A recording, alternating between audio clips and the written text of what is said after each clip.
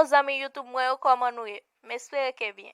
Jodi a Lili Haiti a prezante nou 10 bagay nou pat konen sou Republik Dominiken.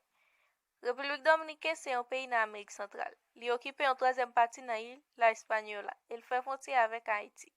San ajoute yon ankon, an nou komanse.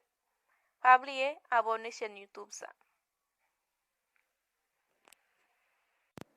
Republik Dominiken se 2e peyi ki pi vaste nan Antilles la. Premier se Cuba.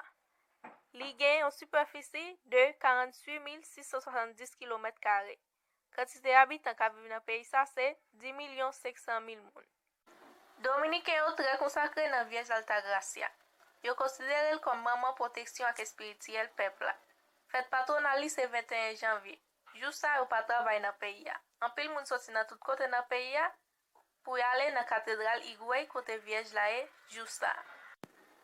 Baseball se sport ki pi popüler nan Republik Dominiken. Anpil nan joueur ki bon nan Big Leagues Baseball la soti nan peyi sa. Peyi sa pase anpil non. Premier non li te gen se indijen yo ki te balil, ki se Quisqueya. Le Christophe Colomb te arrive, li te batize el kom la Hispaniola ou soit Santo Domingo. Li se yon peyi ki gen anpil montay. Li posede moun ki pi ou nan Antilles la. Pik sa rele Duarte. El nan altitude 3100 mètres en haut niveau la mer. Nan Republik Dominiken se fevriye ki mwa kanaval. Kote ki pi celebre kanaval sa, se region Noa. Vil sa orele Santiago avec La Vega. Dapre sondaj nasyonal yo fe Republik Dominiken, gen plis pase 2 milyon Haitien ka viv nan peyi ya. Dominiken yo se kreate mizik merengue, ki se yon mizik dans ritmik ak yon ritm akselere. El te vin tre popüler nan denye ane yo. Republik Dominiken se prinsipal produkter siga nan moun.